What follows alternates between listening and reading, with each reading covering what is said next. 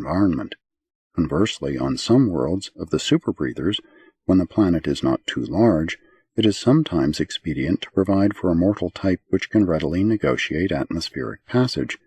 These air navigators sometimes intervene between the water and land groups, and they always live in a measure upon the ground, eventually evolving into land dwellers.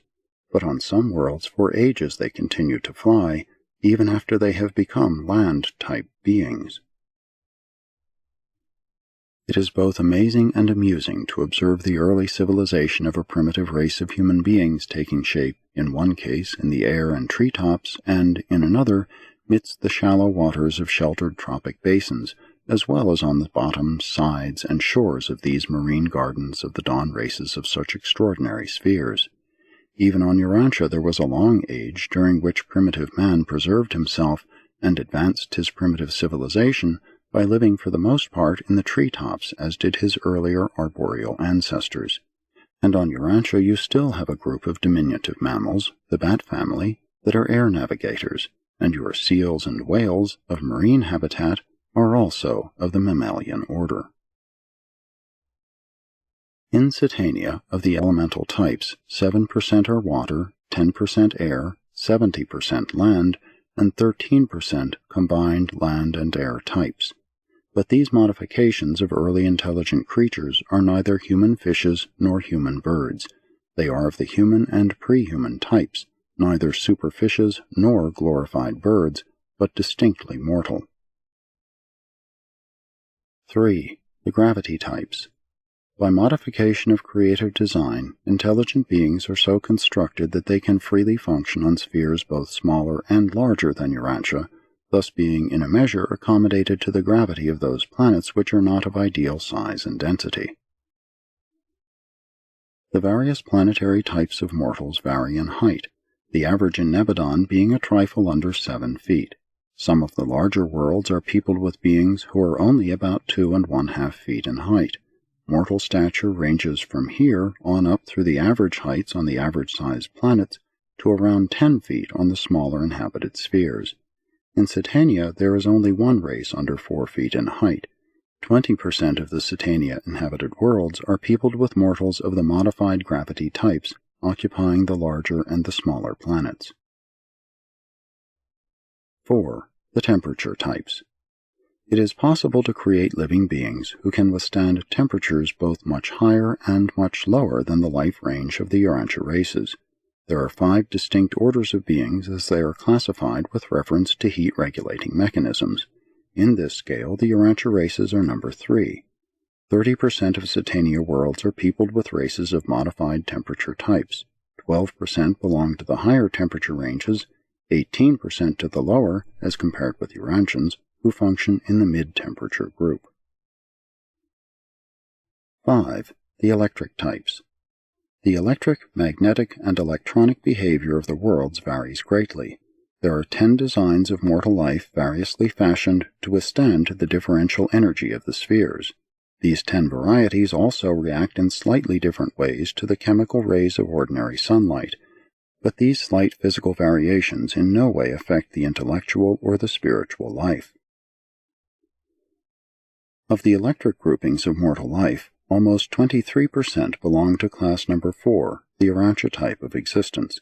These types are distributed as follows: number 1, 1%, number 2, 2%, number 3, 5%, number 4, 23%, number 5, 27%, number 6, 24%, number 7, 8%, number 8, 5%, number 9, 3%, number 10, 2%, in whole percentages.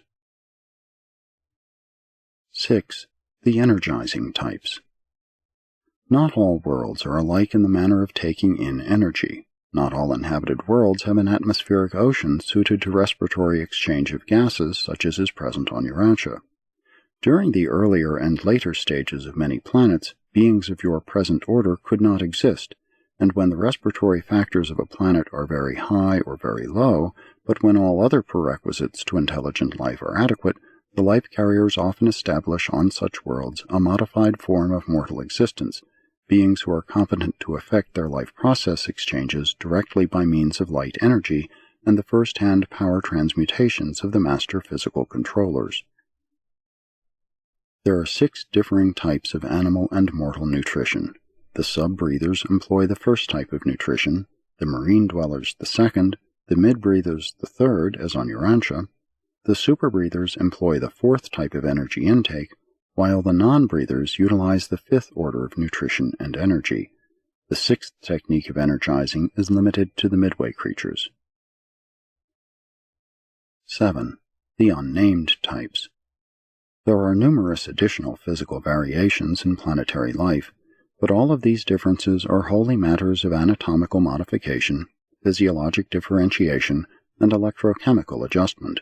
Such distinctions do not concern the intellectual or the spiritual life. 3. Worlds of the non-breathers. The majority of inhabited planets are peopled with the breathing type of intelligent beings, but there are also orders of mortals who are able to live on worlds with little or no air. Of the Orvantan inhabited worlds, this type amounts to less than 7%. In Nebadon, this percentage is less than 3. In all Satania, there are only 9 such worlds.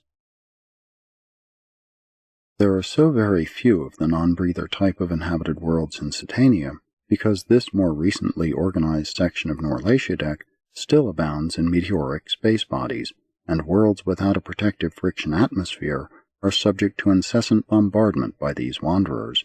Even some of the comets consist of meteor swarms, but as a rule they are disrupted smaller bodies of matter. Millions upon millions of meteorites enter the atmosphere of Urantia daily, coming in at the rate of almost 200 miles a second. On the non-breathing worlds, the advanced races must do much to protect themselves from meteor damage by making electrical installations which operate to consume or shunt the meteors. Great danger confronts them when they venture beyond these protected zones. These worlds are also subject to disastrous electrical storms of a nature unknown on Urantia. During such times of tremendous energy fluctuation, the inhabitants must take refuge in their special structures of protective insulation. Life on the worlds of the non-breathers is radically different from what it is on Urantia. The non-breathers do not eat food or drink water as do the Urantia races. The reactions of the nervous system, the heat-regulating mechanism, and the metabolism of these specialized peoples are radically different from such functions of Urantia mortals. Almost every act of living, aside from reproduction, differs, and even the methods of procreation are somewhat different. On the non-breathing worlds, the animal species are radically unlike those found on the atmospheric planets. The non-breathing plan of life varies from the technique of existence on an atmospheric world. Even in survival, their peoples differ, being candidates for spirit fusion. Nevertheless, these beings enjoy life and carry forward the activities of the realm with the same relative trials and joys that are experienced by the mortals living on atmospheric worlds. In mind and character, the non-breathers do not differ from other mortal types. You would be more than interested in the planetary conduct of this type of mortal, because such a race of beings inhabits a sphere in close proximity to Urantia. 4. Evolutionary will creatures. There are great differences between mortals of the different worlds, even among those belonging to the same intellectual and physical types, but all mortals of will dignity are erect animals, bipeds.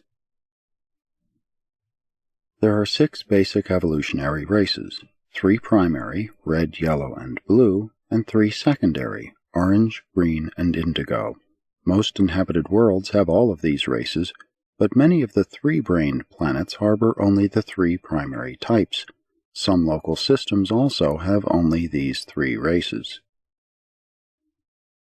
The average special physical sense endowment of human beings is 12, though the special senses of the 3-brained mortals are extended slightly beyond those of the 1- and 2-brained types.